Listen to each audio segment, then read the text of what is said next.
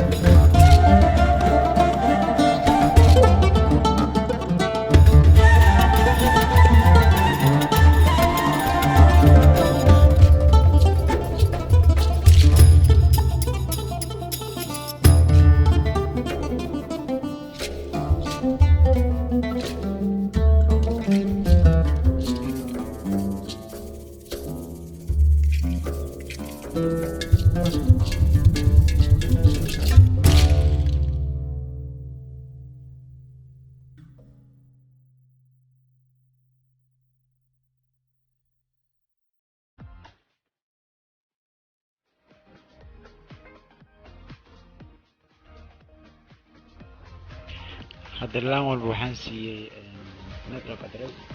LAN ka kood waxaan siiyey 10.0.0.0. LAN B waxaan siiyey 20. LAN C waxaan siiyey start.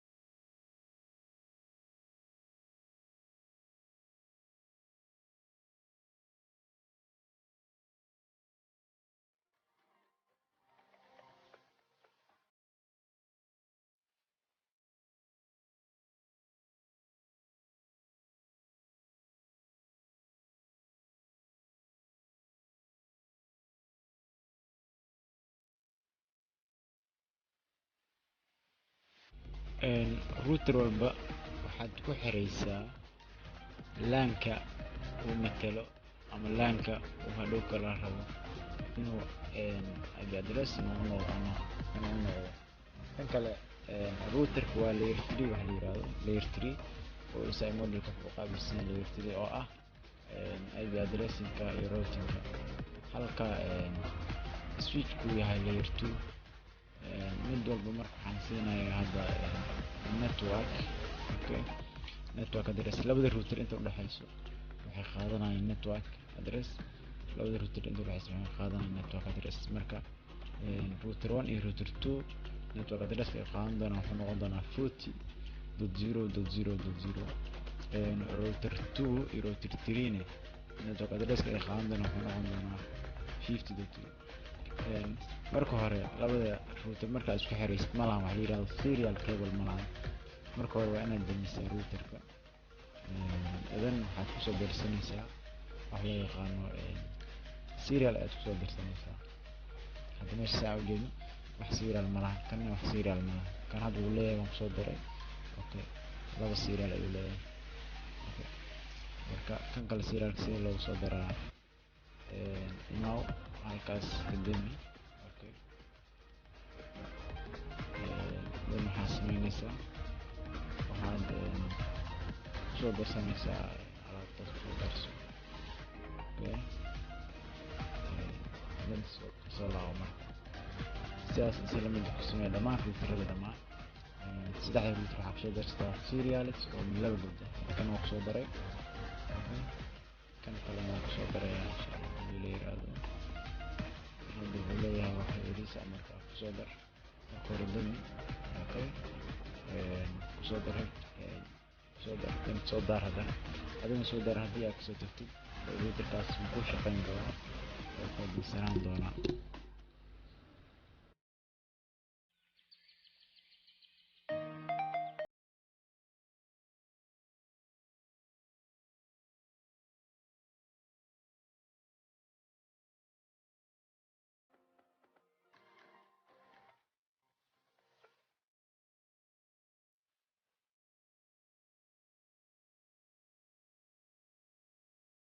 router walba waxaad iskugu xirtaa wax loo yaqaan laba router walba waxaad iskugu xirtaa waxa loo yaqaano fiilo loo yaqaano serials. okay, fiilooyinka magac ay leeyihiin. fiilo walba magaceeda waxaa la rabaa numberka magac ay ku shaqeyso magac ay ku soconayso inaad soo siisid IP address si aad usoo haagtid aadna ugu soo haagtid dhinaca kale ee router. router walba wuxuu leeyahay inside iyo outside. inside oo lagu wado laanka gudaha ah iyo outside oo lagu wado laan kale ama another networks kale u xiriirayo. hadda meesha waxaa inoo taalo saddex waxa loo yaqaano laan oo kala network ah oo different networks ah waxaan isku xirayo saddex router. okay, oo iyagana waxay ku xiriirayaan different networks-ka.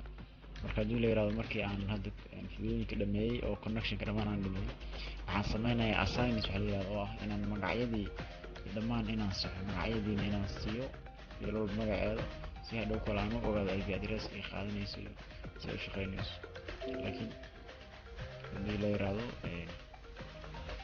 hadda fiilo walba oo laanka kasoo baxayso oo switch kasoo baxayso oo router kasoo galayso waxay qaadanaysaa waxa la yiraahdo default gateway oo macnaheedu yahay in la siiyo address ay kula xiriirto banaanka iyadan lagula soo xiriiro oo ah inside-kii in lagula soo xiriiro outside router. marka waa in la helaa waddo oo loo yaqaano default gateway ama waxa loo yaqaano default router.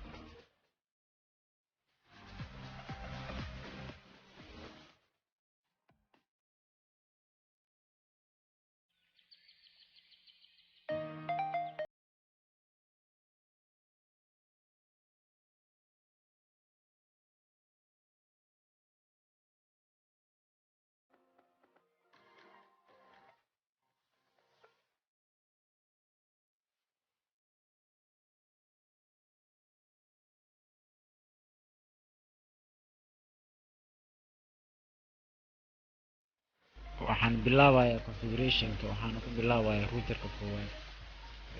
marka hore tag waxaa la yidhahda CLI ama common line interface-ka, waxaad qortaa enable routerka ogolow leh privileges. markaad tagtid qaybtiisa privilegeska waxaad dhahdaa configuration terminal, then configuration terminal leh ama configuration t leh, then waxaad doocaysaa interface-ka aad rabtid inaad siisto oo gigabyte ama fiilada lanka u yar interface-keeda, then IP address-ka sii oo ah 10.0.0.1 oo ah default gateway-gii oo IP address aan aad u bixinaysid. xilligaas markii joogo waxaad raacaysaa waxaa la yidhaahdo subnet maskiisa loo raacay. fiiladaasna waxaad leedahay waxaa la yidhaahdo no shutdown inaad dhahdid ayaa laga rabaa. fiiladii ay isito okay, sorry waa iloobay, waa inaad dhahdaa no shutdown waa inaad dhahdaa. marka hore waa inaad interface ku yeertaa no shutdown. fiiladii automatically way shidmaysaa oo dib dambe uma dami doonto. okay, hadda fiiladii way noo shidantay. dhammaan gateway walba saas ayaad ku samaynaysaa hadduu ila yidhaahdo. dhinaca kale ama fiilada kale oo serialka iyadana uwac u yeer, kadibna iyadana waxaa siisaa IP address-ka oo ka bilaabanaya 40.0.0.1 si dhinaca kale intana router 2 waxaa sii doontaa 40.0.0.2 waxaad sii doontaa. hadduu ila yidhaahdo network address-kaas ay labadooda qaadan doonaan. sidaas ku samee dhammaan routerada configurationka dhamaystir. kadib waxaan ugu geynaa router-ka iyo DHCP-ga.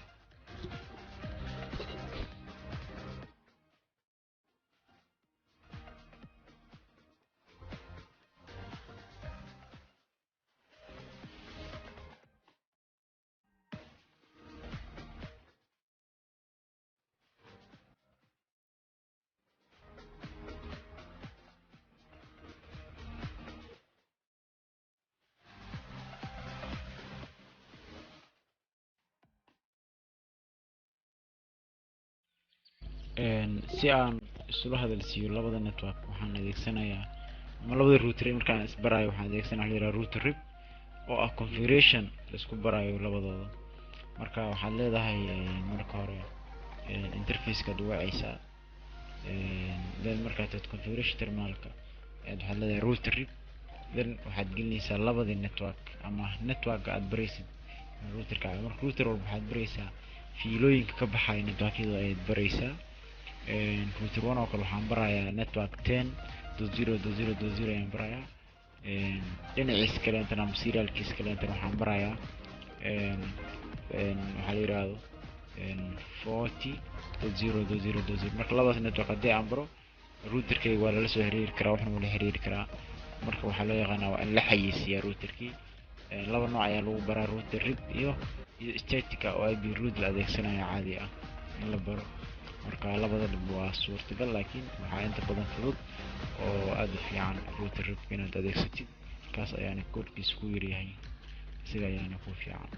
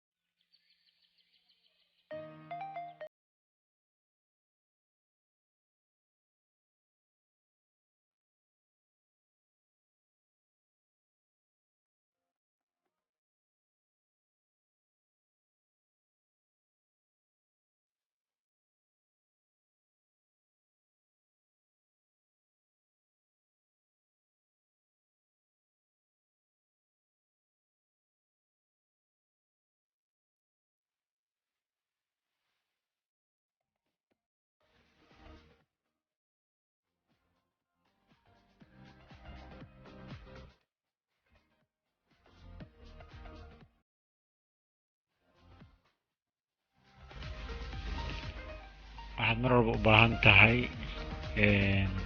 baahan tahay inaad samaysid link walba inaad saxdid dhammaan markay kuu shaqeeyaan. waxaad sameynaysaa router rig ama waxaad isbaraysaa routerada inaad isbartid, sababtoo ah routerada message isuma diri karaan oo isma yaqaanaan. marka network walba waad xayeysiinaysaa. router walba hadda routerka koowaad oo kale waxaa soo gasha 2 network uu ka kooban yahay 10 iyo 40 uu ka kooban yahay. waa inaad bartaa router bahan, waa inaad bartaa routerka labaad 4 network ayaa xiriir leeyahay. 4 network waa inaad bartaa. routerka saddexaad oo kale xiriir leeyahay 4 network. 4 network waa inaad bartaa. marka router baa leedahay, then network ayaad leedahay, waad gelinaysaa. marka okay, color aan ku darsado si aan idin tuso sida router-yada. mid waa kaasaa waa routerka saddexaad. mid kale waa soo qabsanaya, waa kan yiraahdo okay, kan waa router 2, kaasna waa router 1. okay, marka router-yadaas ayaad baraysaa. marka waxaa laga baahan yahay router walba inaad bartid network-yadaas korkiisa waa inaad bartaa. okay, waana wax very easy ah oo aad u fudud markii aad baraysid. okay, alla waxaad u baahan tahay inaad tagtid routerka qaybtiisa privilegeska, aad aadid configuration terminalka, inaad tagtid configuration terminalada, si caadi aad bartid routerka sida loo baraa. marka waa kuwaana stepskii aad galeyd mar walba. routerka marka kan maaha, kan waa DCP poolka. DCP macnihiisu wuxuu yahay DCP waa inaad network oo ilaad bartaa ama aad u samaysaa IP address. dhulka computer walba wuxuu qaadan doonaa IP address automatic ayuu qaadan doonaa haddii la yiraahdo.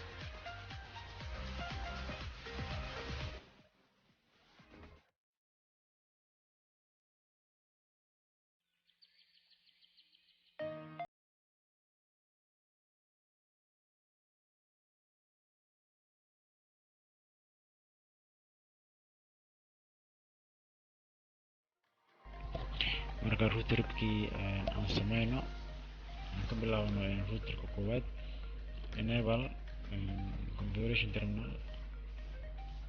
okay, hadday hore u sameeyay kan ma sameeyay, hadda aan sameeyo marka qaar inuu ka qaldamo oo marka la kusoo celinaysid waa suurtagal. okay, marka kan anigana hore u sameeyay waxaan qaldayo kale magacaan qaldaya.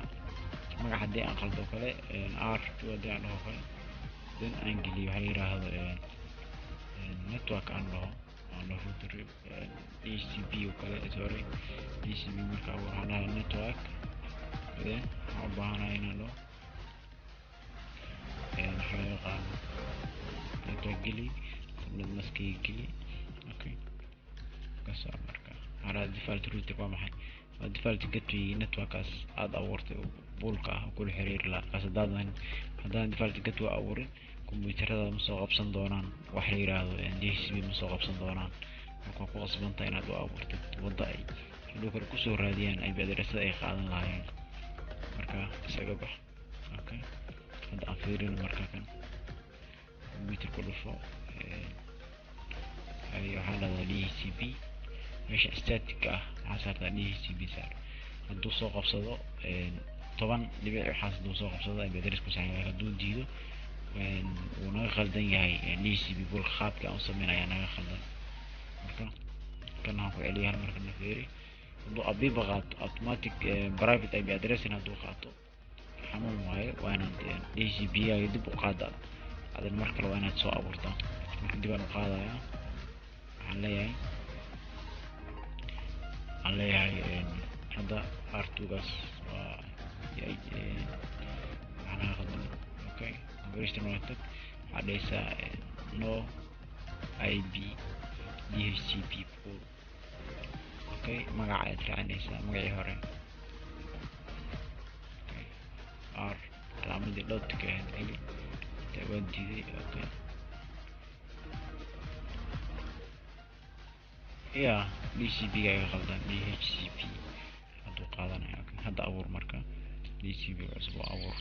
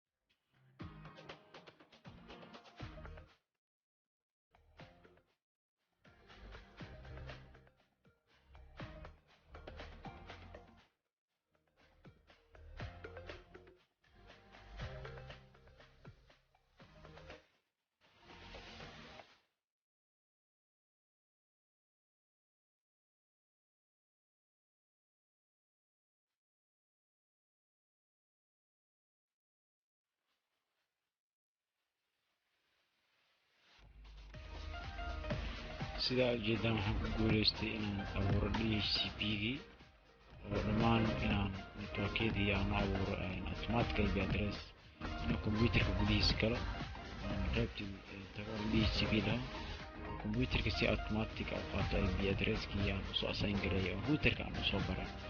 marka saas ayaa loo abuurayaa. waxaan rajeynayaa inaad fahamteen. haddii aadan fahmin boontiyada si fiican uga cesho sababtaa waxaan sameeyey 3 router rig waxaan sameeyey 3 DHCP pool ayaan sameeyey. marka qaabkii wixii aan u sameeyey dhammaan waad karti raaci kartaa haddii la yiraahdo. markaan oo kale markii dhammaan IP addressada soo siiso computerada si wanaagsan ayay u wada sheekaysan doonaan hadduu ilaa yiraahdo. isku day marka inaad wax badan daawatid ama aad ku celcelisid boontiyada kugu muhiimsanaa ee aad is leedahay waad ka gaabisay. okay marka waxaan idin rajeynayaa guul insha Allah. networkii dhawaan dhammaystiray. marka hadda waxaa ii dhiman kaliya inaan message isu diro oo aan ogaado inuu networkii ii shaqeynayo in kale. ilaa hadda wax tijaabo ma aanan sameynin, only waxaan isticmaalaya experience iyo khibradda iyo aqoonta ayaan isticmaalaya.